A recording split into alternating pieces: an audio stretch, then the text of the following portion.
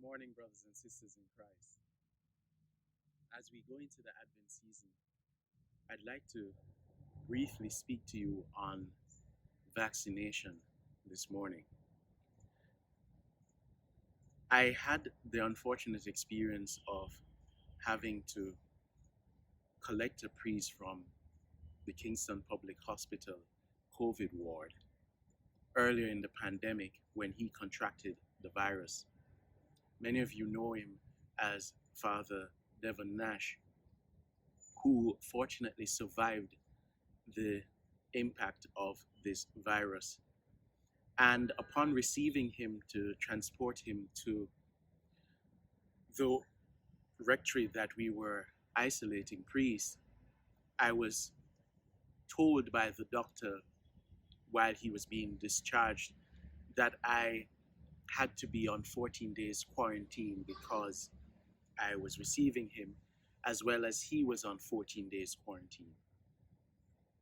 And I remember receiving that news and being somewhat astonished, but I accepted and went into a quarantine period.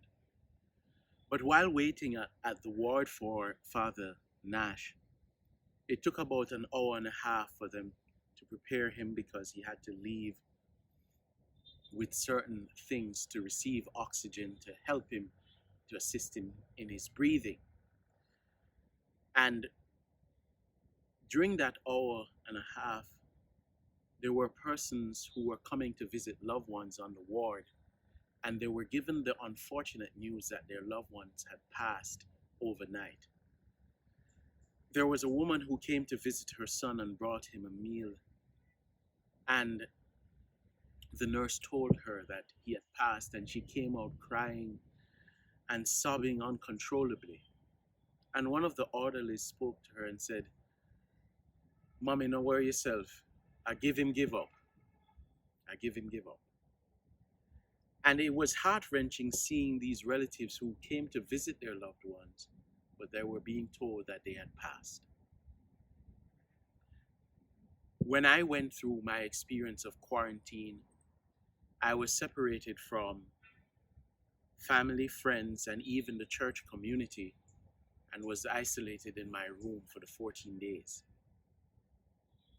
I spent that time disconnected in some way physically from others, my family, my friends, even my pastoral ministry. I was slated to do a wedding on the weekend, and Archbishop Reese had to step in and witness the nuptials of this young couple in Gordon Town as they shared their wedding experience. But I realized during that time that because I wasn't vaccinated, I could go through other periods of quarantine or even isolation and be at risk of contracting the virus myself. I was unable to take the vaccine at that point in time because it was being prioritized for those who were vulnerable. And when my grouping came along, I did not hesitate to take the vaccine because I knew of my potential to be a super spreader as a minister of religion. I also was very conscious that if I was unavailable, the pastoral care that was necessary during this time would not be available to others if I was not protected and if I wasn't mindful of their protection as well.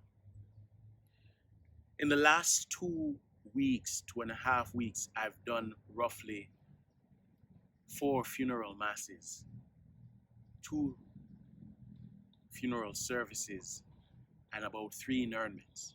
Even this morning, as I'm recording here now, I have another funeral mass, and I have 3 more pending.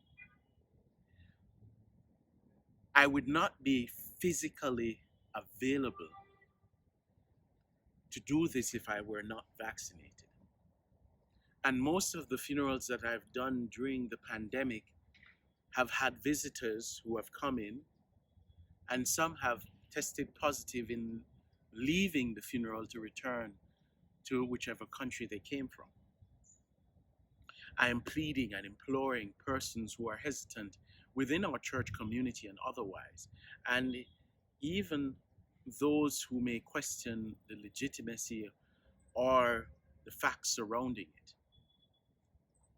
I encourage you to think about the protection not only of yourself, but of your family and the people that you love. Because I've seen families suffering, I've seen the effects of what it can have on our hospitals and how chaotic it can get. And I pray during this Advent, we prepare ourselves by being vaccinated so that we can enjoy faith, family, food, and fellowship with our loved ones without the fear of infecting them or them infecting us.